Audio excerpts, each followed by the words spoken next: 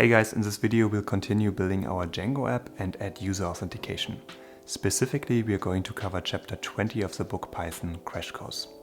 We're going to create forms in Django and allow users to edit and add the new entries. We're also going to implement user authentication. If you want to follow along, feel free to subscribe to the channel. Let's get right into it. So in the previous video we already created our Django application and we got it to run and display in the browser. But we still had to enter data through the admin panel and only super users could do that. We're going to change that in this video and we're going to make sure that users can enter their own data. For that we are going to use forms to enter data, and specifically we are going to use Django's model form, which is provided automatically and which we can also use to validate input. So to get started, let's take a look at our application. We have here our learning log application, and inside of it we have, for instance, our models.py file inside of learning logs. And in here we are going to create a new file called forms.py. And inside of forms.py we are going to use a model form to automatically build a form based on the data we already specified inside of our models.py file over here. And so initially we need to make sure to import the forms module from Django and also to import the topic class that we specified inside of our models file over here. Next we define a class called topic form, which inherits from forms model form, and the simplest version of a model form consists of a nested meta class over here, telling Django which model to base the form on and which fields to include in the form. We then build the form from the topic module and only include the text field. We also want to make sure that we do not generate a label for the text field, so therefore we specify that here in labels, where we set the text to an empty string. Now we also need to specify a URL to access that page, and this one should be short and descriptive. So in our case we are going to use the URL new_topics.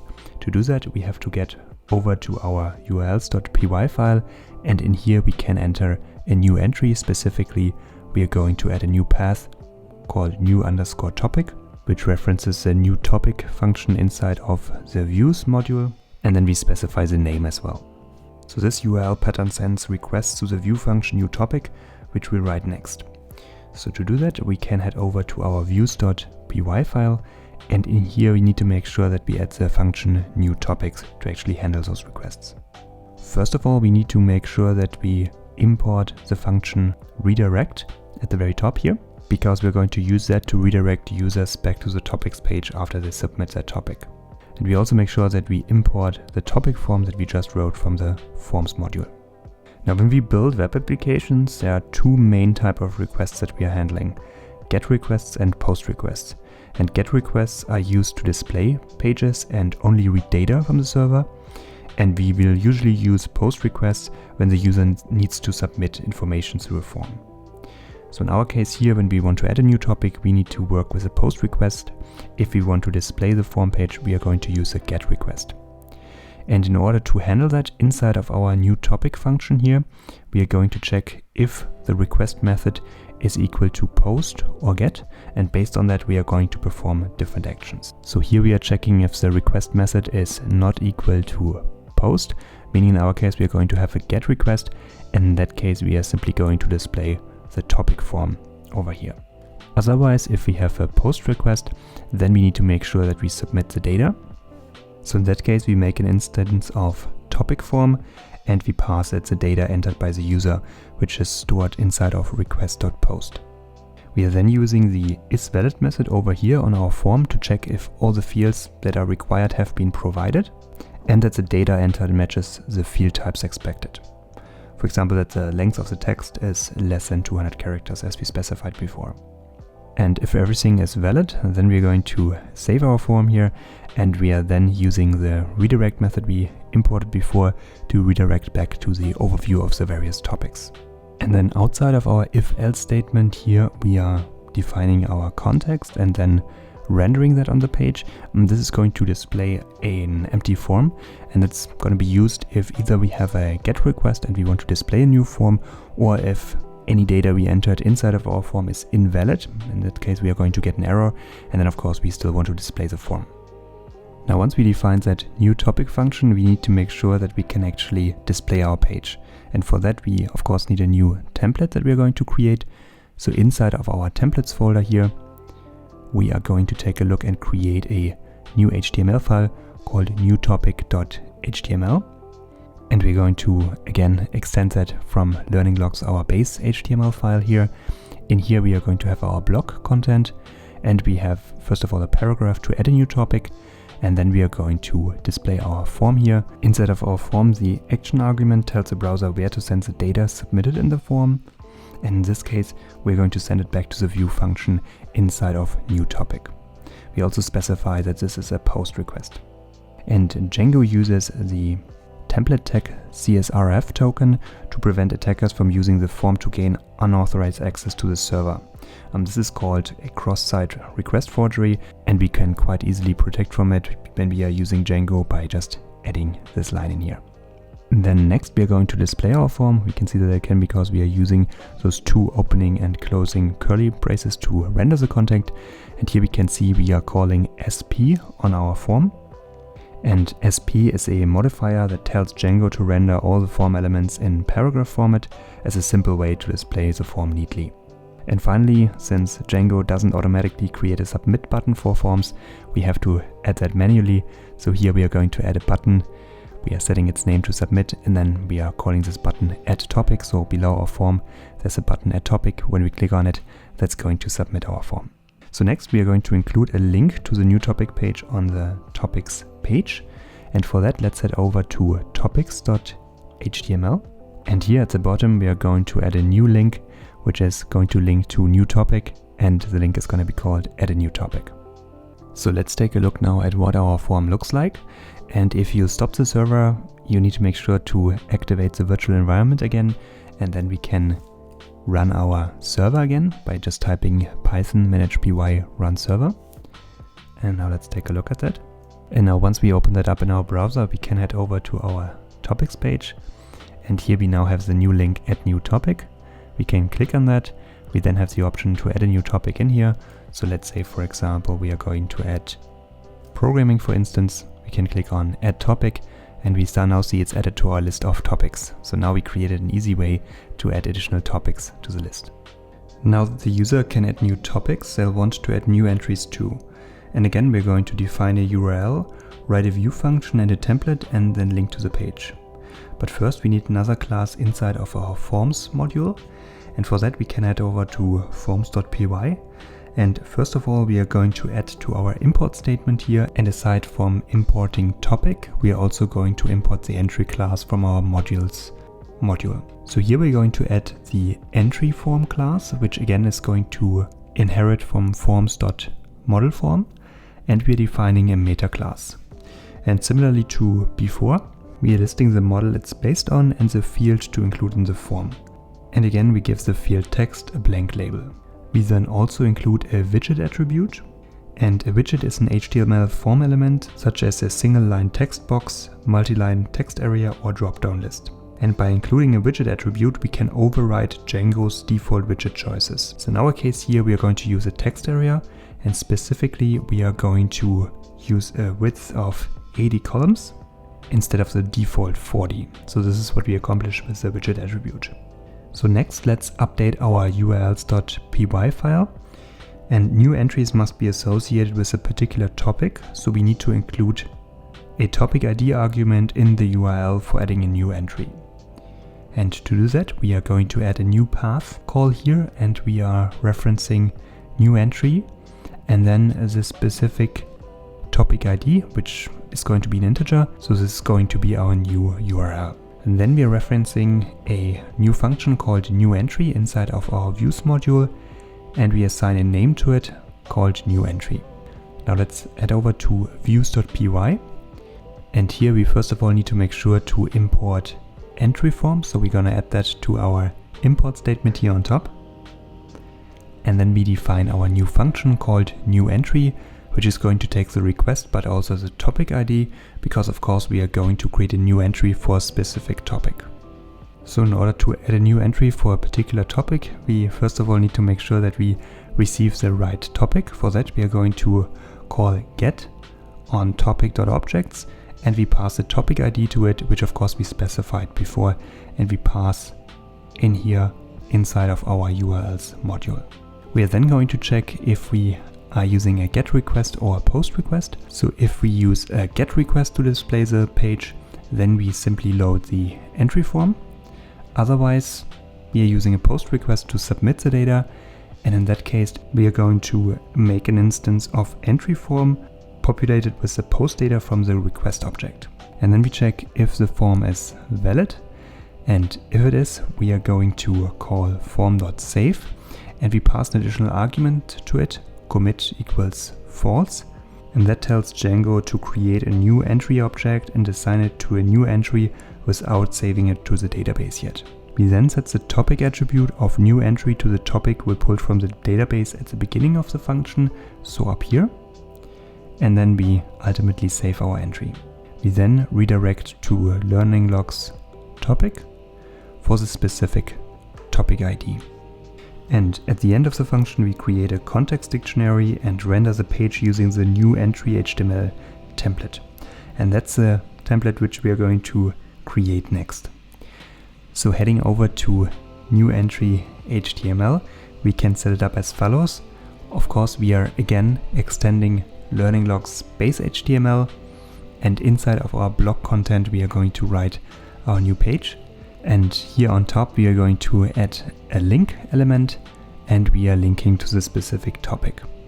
And we're doing that so that the user can see which topics they're adding an entry to. And then we are adding a section here to add a new entry. For that, we are going to use the form attribute, and as an action, we pass in the option to create a new entry here for the specific topic, and as a method, we're going to use a post request. We're using the CSRF token syntax here to avoid cross-site forgery, and then we are also displaying the form attributes, and at the end we need to display the button.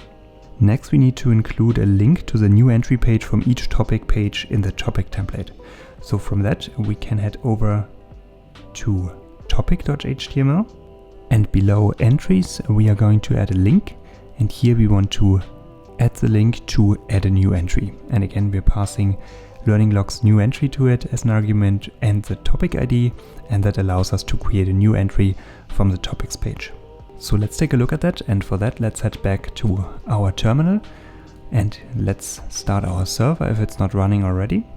And now if we select a topic, we can see a list of topics here. If we select one, we now have the option to add a new entry here. So that's our link we just added. And if we click on that, we see again the topic displayed up here. And of course we can click on that to get back, but we can also add a new entry to it. So once we write an entry here in our text area, we can click on add new entry, and that's going to add it here to our list, and then we can display the different entries. Now we'll make a page so users can edit the entries they've added. To do that, we head over to urls.py, and we're going to add a new path to edit the entries. So here we are going to add edit entry and then the specific entry ID, which is an integer, and we're going to use a separate function inside of our views module called edit entry. So let's head over to views.py, and here we initially need to make sure that we import the entry class from our models module, and then we are going to create a new function called edit entry. And similar to new entry, which we wrote before, we are going to have two arguments, the request and also the entry ID. So first we are going to get the entry object that the user wants to edit and also the topic associated with it. Now if the user is using a GET request to initially open the page, for instance, then we are going to make an instance of entry form with the argument instance set equal to entry. This argument tells Django to create the form pre-filled with information from the existing entry object. Thereby the user will see the existing data and be able to edit that data. When we are processing a post request instead, we pass the instance set equal to entry argument and the data request post argument, so those two entries, to form. And these arguments tell Django to create a form instance based on the information associated with the existing entry object, updated with any relevant data from request.post. We then check if the form is valid, and if it is, we're going to save it and then redirect back to our topic page.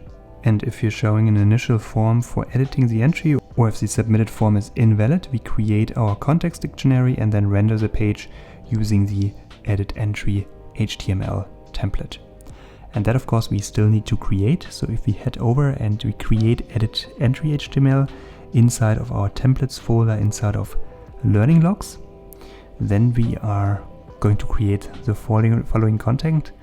First of all, we are extending again our base HTML template, and inside of block content we are writing the code specific for this page. So here again we are going to create a link to our topic, and we are referencing that with topic ID, so we have the context of the specific topic for which we are editing an entry. And then we are going to create a form here, which is using the edit entry function we just wrote before on the views module, and we are referencing of course a specific entry ID because we just want to edit it for that specific entry. We're also using post of course. And again we're using the CSV token here for security, and also display our form here with the relevant attributes. And then we add the button here to save our changes. And then we need to include a link to the edit entry page for each entry on the topic page. So therefore, if we head over to topic.html, we're going to add a new link called edit entry, which allows us to edit the entry that we display. So here again we are referencing edit entry, the function we wrote before, and of course the specific entry ID, so we just edit the entry we're looking at. Let's take a look at this change, and let's head over to our terminal. Let's run our server again. And now if we head over to our topics and we select any topic, we can see the various entries below. And now we can see we have a new link in here called edit entry. And if you want to edit any of the entries we created, we can just click on that. And then we have our text box here that's pre-filled with the data we already provided. And now we can make any changes here and click on Save Changes, and then our entry is going to get updated. Our Learning Log app now has most of the functionality it needs. Users can now add topics and entries through any set of entries they want, and they can also edit those entries. Next, we'll implement a user registration system so anyone can make an account with Learning Log and create their own set of topics and entries. And to do that, we'll create a new app to contain all the functionality related to working with users. We'll use the default user authentication system included with Django to do as much of the work as possible. So let's get started, and let's head over to our terminal. And here we are going to create a new app called users using the start app command. So here we're entering Python manage py start app users, which is going to create a new app called users. And now if we take a look at the content of our directory, we can see we have a new directory called users. So let's take a look inside. And here we can see we have the identical structure to the Learning Logs app that we created before. In order to use our new app that we created, we need to add it to our installed apps in settings.py. So to do that, we can head back to our code editor, and inside of Learning Log, we are going to have our settings.py file. And in here we have our list of installed apps. We already added Learning Logs, and now we need to make sure that we also add users. And now Django will include the users app in the overall project. So next we need to modify the root urls.py file so it includes the URLs we'll write for the users app. So to do that, let's open urls.py inside of our root directory here. And we are going to add a new path in here. In this case, we want to have our users path. And this line here will match any URL that starts with the word users, such as for example users/login. We'll first implement a login page. For that we'll use the default login view Django provides, so the URL pattern for this app looks a little different. To start out, we are going to create a new urls.py file inside of our new users app.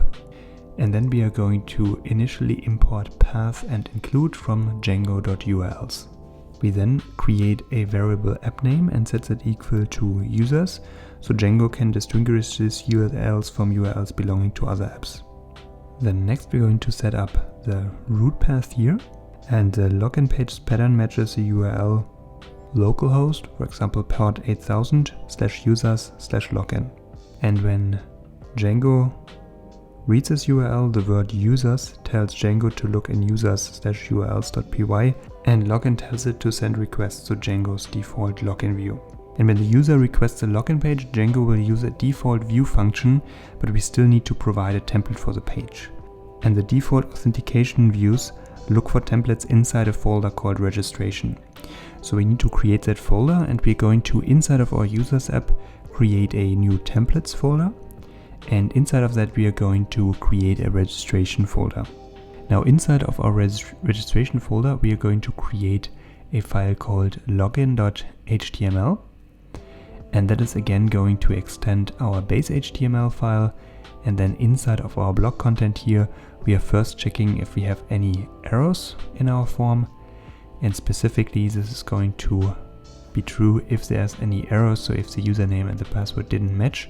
So for that case we're adding this paragraph tag here, and then we want the login view to process the form, so we set the action argument inside of our form here as the URL of the login page. The login view sends a form to the template, and it's up to us to display that form and also add a submit button here. We then also add a hidden form element next. The value argument tells Django where to redirect the user after they've logged in successfully. So in this case we send the user back to the home page. So now let's add this link to the login page to our base HTML, so it's displayed on any page. So if you open up base HTML, which of course is in our Learning Logs app here, inside of the templates folder, we can then add an if statement here, and we're checking if the user is authenticated. So if the user is signed in, then we are going to greet the user by displaying the username and the word hello. And otherwise, if the user is not logged in, we display a link to the login page for the users who haven't authenticated yet. We then also want to make sure that users are able to log out, and for that we are going to add a logout link to base.html. So here just below where we greet the user, we are going to add a link to sign the user out, and the default named URL pattern for logging out is simply logout. And finally we want to also inform the users that they have successfully logged out. So for that we can create a new template inside of our new users app here inside of our registration folder, which we call logged-out.html. And here we just have a paragraph tag informing the user that they have been logged out. So that's then going to be displayed. So let's take a look at that in the actual browser. So let's run our app again, or if you have still your app running, that of course works too. And now we can see we have a new login link displayed here on top. And if we click on that, we can enter the username and password of the user we created in the previous video. So here I'm going to add the username and password. And now we can see that we are greeted here. We still see the same information, and we now have a logout link. So if I want to sign out again, I can just click on that, and then we can see we are logged out again and we could sign in again. So this is a way how we can authenticate, and it was very easy because we used the tools that Django provided out of the box. Now that's still pretty ugly, this page, but we're going to do that in one of the later steps, that we properly style the page so it looks more professional. So next we'll build a page so new users can register. And for that we are going to use Django's default user creation form, but we are going to write our own view function and template. So to start out, we can again head over to urls.py, and in here initially we are going to import views from our root directory, which we need because we are writing our own view for the registration page. We are then adding the path to register. The registration page will be on the URL localhost, the port number /users/register, and this is going to call the register function inside of the views module. And of course we still need to write that, so let's head over to views.py inside of our users app. But let's first think conceptually about what the page should look like. So the register view function needs to display a blank registration page form when the registration page is first requested, and then process completed registration forms when they're submitted. So when a user registers successfully, the function also needs to log in the new user. So once the user creates an account, the user should already be signed in. so he doesn't need to log in again. So first we are going to import the render and the redirect function, and then we also import the login function to log the user in if the registration information is correct. And we also import the default user creation form. Now then, inside of our register function, we are checking if the user accesses our page through a GET or POST request. So if a GET request is issued, then we are going to display the blank registration form using the user creation form. If instead we are responding to a POST request, we are going to create an instance of user creation form based on the submitted data. So here we pass data equals request post to it, and then we check if the data is valid. And if it is valid, we'll call the form's save method to save the username and the hash of the password to the database. The save method returns a newly created user object, which we then assign to new user. And then we are automatically going to sign the user in by passing request and new user to the login function.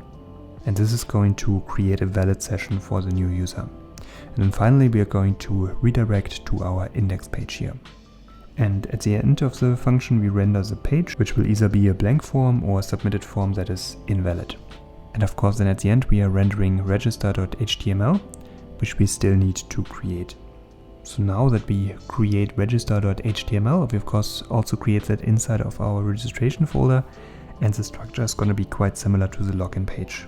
So here again, we are using our form, the post method, and here we want to register the user. We use the CSRF token syntax again, and we use the SP method, so Django will display all the fields in the form appropriately, including any error messages if the form isn't filled out correctly. Now in the last step, let's actually link to the registration page, and to do that we head over to base.html, and here if the user is not authenticated, we not only provide the login functionality here, but we also add a link to register for a new user. So here we are using users register and the register link. And then users who are logged in see a personalized greeting and a logout link, and users who aren't logged in see a registration page link and a login link. So let's actually try this out, and let's head over and let's start our server again. And now since we are not signed in, we can see there is not only a login link displayed, but also a registration link. And if we click on that, a new form is displayed. Again, not very pretty. We're going to make that look nicer later on. But now we can provide a new username and then also a password, which we need to confirm one more time. And then if we click on register, we can see we now registered. We are automatically signed in. So here we have the greeting. And now, of course, we can log out. And this way we can allow users to sign in, to register, and to of course sign out. And in the next step, we are then going to restrict some of the pages so that they're only available for registered users, and we are going to make sure that every topic belongs to a specific user. Users should be able to enter data exclusive to them, so we're going to create a system to figure out which data belongs to which user. And then we're going to restrict access to certain pages so users can work with only their own data. And we're also going to modify the topic module so every topic belongs to a specific user. And that's also going to take care of the entries because every entry belongs to a specific topic. So let's start out by restricting access to certain pages. And for that, we are going to learn about what decorators are. Specifically, there's a @LoginRequired decorator, and a decorator is a directive placed just before a function definition that Python applies to the function before it runs to alter how the function code behaves. So let's take a look at an example to make that more specific. If we head over to our learning log app and we open views.py, we can actually import LoginRequired, the method, from Django contrib auth decorator. And then just before our topics function call here, we can add @LoginRequired. And Python knows to run the code in LoginRequired before the code in topics. So the code in LoginRequired checks whether the user is logged in, and Django runs the code in topics only if they are. If the user isn't logged in, they're redirected to the login page. And to make this redirect work, we need to modify our settings.py file so Django knows where to find the login page. To do that, we can head over to our root application here and open settings.py. And if we scroll all the way down to the very bottom of our settings.py file, we can add a comment my settings and then define a login URL which we can set to user's login. So when an unauthenticated user requests a page protected by the login required decorator, Django will send the user to the URL we defined here in login URL so in our case to the login page. So let's take a look at that and let's run our application one more time. And now currently we are not signed in, so if we click on topics, instead of seeing the list of topics, we are now redirected to the login page. So we basically need to provide our username in order to see that information. And now let's just sign in to see the comparison when we are signed in. So now when we are signed in here as the admin user and we head over to topics, we can now see we can actually access the topics. So that's a handy way how we can require a login in order to show certain pages. So Django makes it quite easy to restrict access to pages, but we still have to decide which pages to protect. And typically it's best to think about which pages need an unrestricted access first and then restrict all other pages in the project. Of course, we can very easily adjust the setting, but it's less dangerous than leaving sensitive pages unrestricted. So in our learning log application, we'll keep the home page and the registration page unrestricted, and we'll restrict access to every other page. So inside of views.py, we make sure that in front of index, we don't add login required, but we add login required to all our other functions. So topics, topic, new entry, and edit entry. And that means as a user who's not signed in, we can only access the index page, but none of the other pages. For that, we need to actually sign in. Now, after making this adjustment, we need to connect the data to the user who submitted it. And then we can, in the next step, make sure that users can access their own data, but maybe not other data. And for this, we need to connect only the data highest in the hierarchy to a user, and the lower level data will follow. So for example, in our learning log application, topics are the highest level of data in the app, and all entries are connected to a topic. So as long as each topic belongs to a specific user, we can trace the ownership of each entry in the database. Now we're going to modify the topic model by adding a foreign key relationship to a user. We then have to migrate the database. And then finally, we'll modify some of the views so they only show the data associated with the currently logged in user. So let's start out by adding that foreign key relationship. And for that, we're going to head over to models.py inside of our learning logs app. And in here, we are first of all going to import the user class here from Django contrib auth models. And then we add an owner field to topic, which establishes a foreign key relationship to the user model. If a user is deleted, all the topics associated with that user will be deleted as well. And we accomplish that by passing that attribute onDelete and setting it equal to models.cascade. So that means the deletion is basically going to cascade down. As we delete the topic, all the entries will be deleted as well. We still need to migrate the database in order to associate a topic with a user. And when we migrate the database, Django will modify the database so it can store a connection between each topic and a user.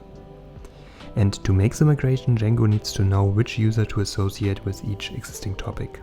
And the easiest approach, of course, is to start by giving all existing topics to one user. For example, the super user we created initially. But first, we need to know that user's ID. So to find out the user's ID, we can check that out in a Django shell session. So let's head over to our terminal and let's type in python manage py shell. And that's going to open a new Django shell session. And here we can first of all import the user model into the shell session. And then we can take a look at all the users we created so far. So here we have two entries, LLadmin and LLuser. And of course, depending on which users you created before, for example, when you registered a user, there may be more or fewer users or different usernames.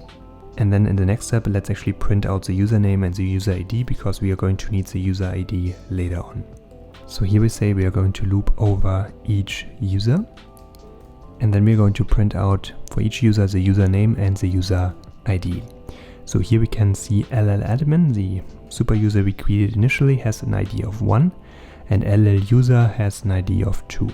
So now that we know the IDs, we can migrate the database, and when we do that, Python will ask us to connect the topic model to a particular owner temporarily, or to add a default to our models.py file to tell it what to do. So let's continue with that. Let's actually get outside our Django shell, and then we are going to add the following command. So here we are going to create a new migration file, and when we issue that make migrations command, Django tells us that we are trying to add a required non-nullable field to an existing model topic with no default value specified. And then Django gives us two options here. We can either provide a one-off default now, or we can quit and manually define a default value in our models module. So here we are going to select the first option, and then Django asks us to enter the default value. So to associate all existing topics with the original admin user, I'm going to enter 1 because that's the ID, as we saw before, with the original user. But of course we can enter the ID of any user we created. Django then migrates the database using this value and generates the migration file that we see right here for the topic owner. And that's going to add the field owner to the topic model. And now we can execute the migration. So to do that, we can go ahead and we can say Python manage py migrate. And here Django applies a new migration, and the result is okay, as we see up here. And then we can verify that the migration worked as expected in a shell session. So let's open our shell again. So here we are first of all going to import the topic class. And then for each topic we are going to print out the topic and the topic owner. So we can see here all the topics are now associated with our original admin, which of course was the user with the ID 1 that we provided in the migration. So instead of migrating the data, we could have simply reset the database, but that would lose all existing data. So it's good practice to learn how to migrate a database while maintaining the integrity of users' data. But if we wanted to start from scratch rather than actually migrating the data, what we could have done is the following. We could have set Python manage py flush, which is going to rebuild the database structure. And then we would have to create a new super user and all of our data would be gone, but that would be a different approach that we could take. But in this case, and also with production data, of course, we generally want to migrate the data. Currently, if we are logged in, we'll be able to see all the topics no matter which user we are logged in as. So we're going to change that by showing users only the topics that belong to them. And to accomplish that, we are going to head over to views.py inside of our learning logs app. And in here we have our topics function, and we are going to adjust this slightly by going to changes here to topic objects filter owner equals request.user ordered by date added.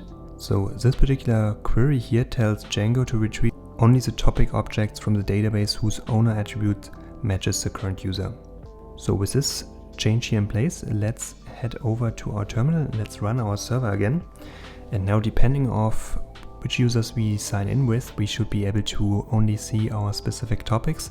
So if we sign in with the super user with the ID 1, that user should be able to see all the various topics. But if we sign in with a different user, that user should not be able to see those topics. So let's start out by trying to access topics, and of course we need to sign in. Let's first sign in with the super admin with ID 1. And now if you take a look at topics, we can see all the various topics here. So that works perfectly. But now if we sign out and we sign in with a different user, and now if we head over to topics, we can see there are no topics displayed. So indeed, users can only see their own topics. But there's still a little bit of a weakness. We haven't restricted access to the topic pages yet. So any registered user could try a bunch of URLs to access the topic pages themselves. So for instance, if we type in topics 1 as the user who should not be able to access that page, then we can see still that information. So we still need to make sure that we also restrict those topic pages. So in order to avoid that users can actually still go through the URL to see those topics pages, we are going to perform a check before retrieving the requested entries in the topic view function. A 404 response is a standard error response that's returned when a requested resource doesn't exist on a server.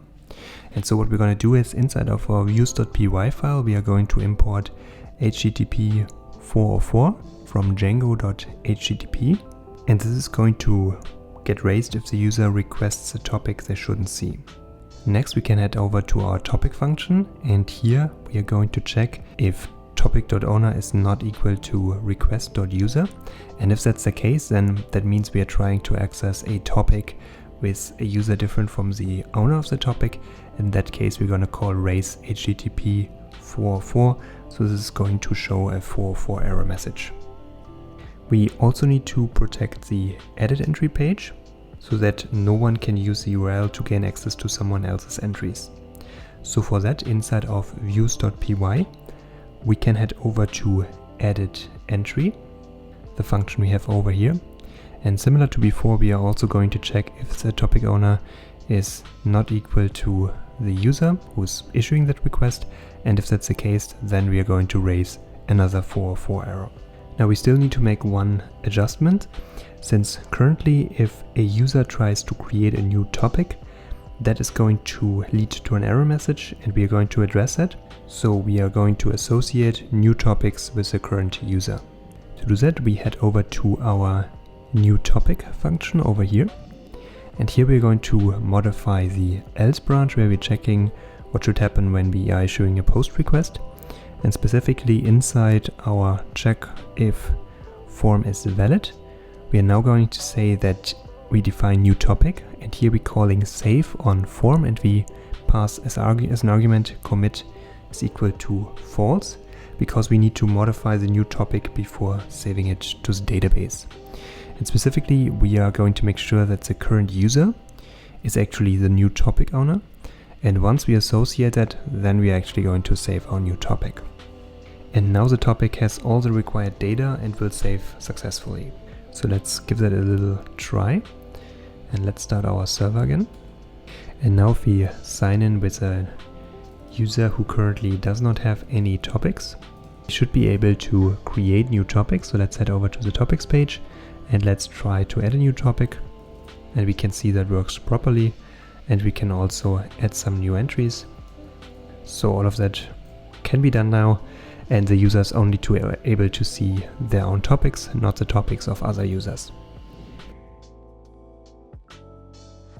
We learned how to use forms to let users add new topics and edit existing entries.